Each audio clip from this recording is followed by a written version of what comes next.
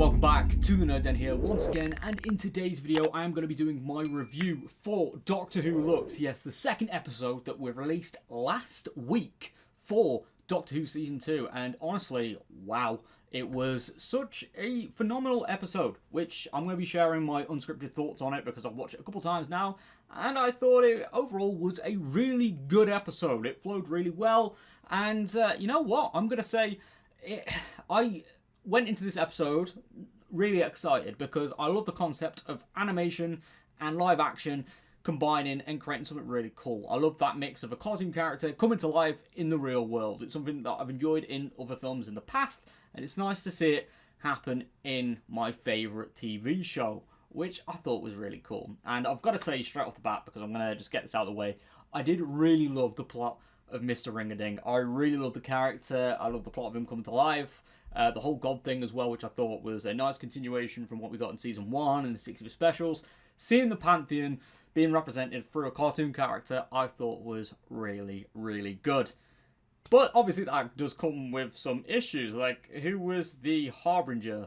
Because obviously that was a previously established rule that a Harbinger is meant to arrive before the actual God arrives. But then again, the Toymaker didn't get one. So I don't know if it's going to be every God or not, but obviously that does present its own questions. But overall, I thought it was a really solid villain to have and a really good choice. And I love how it all tied together with the giggle and stuff, which was absolutely fantastic. Now, enough of the villain, because obviously Alan Cumming did a really good job when it came to voicing the role. I can praise him all day. But the actual setting and the Doctor and Belinda, the chemistry that they had was absolutely fantastic. You know, they continued on from what I thought was a really good, solid episode 1 in terms of the companion and Doctor dynamic, which was nice and refreshing, compared to a companion who's simply acting as a, essentially like someone that's constantly agreeing with the Doctor, which Ruby was doing in the last season, and Belinda was, again, constantly challenging the Doctor, which I thought was nice and refreshing. But obviously, they got a little bit closer in terms of their dynamic and what they agreed and disagreed on in this episode, which I thought was really good. And obviously, yeah, 1950s Miami, you know, it was a really gorgeous set as well, which I thought was, yeah, it just looked really good. And again, just like last episode, the effects and stuff, it was on point.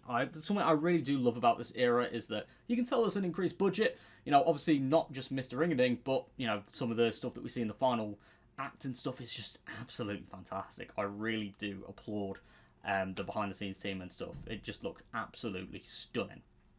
I can't lie. But, obviously, yeah, the episode opened up really well.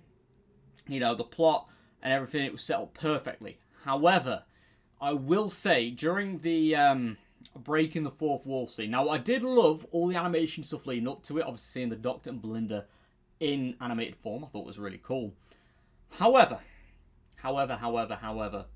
when it came to breaking the fourth wall with Doctor Who fans, which I don't mind as a concept, but I do feel like it kind of dragged the episode to a halt a little bit, and it kind of messed with the pacing, because obviously, yeah, modern Doctor Who episodes, they're like 45 minutes, not even that sometimes long, they're like 42, 45 minutes long. And then when you've got like a scene that's a few minutes where, you know, it's constantly fast-paced, and then boom, you've got a few minutes where you're just kind of like talking about, like, you know, the actual show being a TV show, which is a really good concept, but when the rest of the episode is completely fast-paced, and then when you leave that scene, that segment just kind of feels irrelevant. It kind of feels like a Family Guy gag that was extended. It just kind of left me feeling a bit, oh, what was the point of that scene? Unless it obviously becomes relevant in a later episode. But I would say, as much as I thought it was a really cool concept, I do feel like in terms of the context of the episode, it did kind of drag down the pacing a little bit.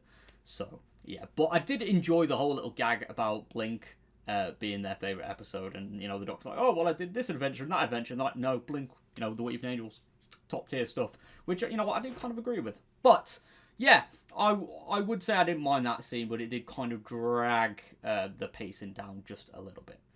But yeah, the ending as well with Mr. Ring-a-Ding or Lux draining the Doctor's regeneration energy was a really visually stunning scene, and very tense as well. Probably the most tense I've felt watching an episode from this era, which I thought was, you know what, I was actually surprised. It was very, very dramatic as well, and just seeing Lux slash Mr. Ringding like constantly growing and stuff. I was like, oh, is the Doctor actually going to die here? Even though I knew that the Doctor wasn't, but I did feel like maybe it was because the music or the actual atmosphere presented, I thought it was really well done. So, yeah, in terms of wrapping up the episode, I did kind of feel a little bit unfulfilled that Lux just kept on growing and growing until nothing. I just thought that was a bit, oh, okay. I thought he was going to, you know, maybe just potentially just evaporate because of all the light, but no, just kept on growing and growing into nothing, which I was like, oh, okay, is that it? But, yeah, overall, I would say this episode, I'm going to score a 9 out of 10. Because overall, the plot was absolutely fantastic. The characters, the villain, the setting, the visuals, all on point. But the things that let it down for me was not the fourth wall breaking scene itself, but the way it was presented in terms of the episode pacing. If the episode itself was a little bit longer, maybe like an hour long, I would be fine with it. But because the rest of the episode was very fast paced, yeah, it just for me didn't. I maybe would have shortened that scene just a little bit, or made the scene more relevant in the final part. And then probably the way Mr. Ringding slash Lux was defeated just felt a little bit under dramatic, personally.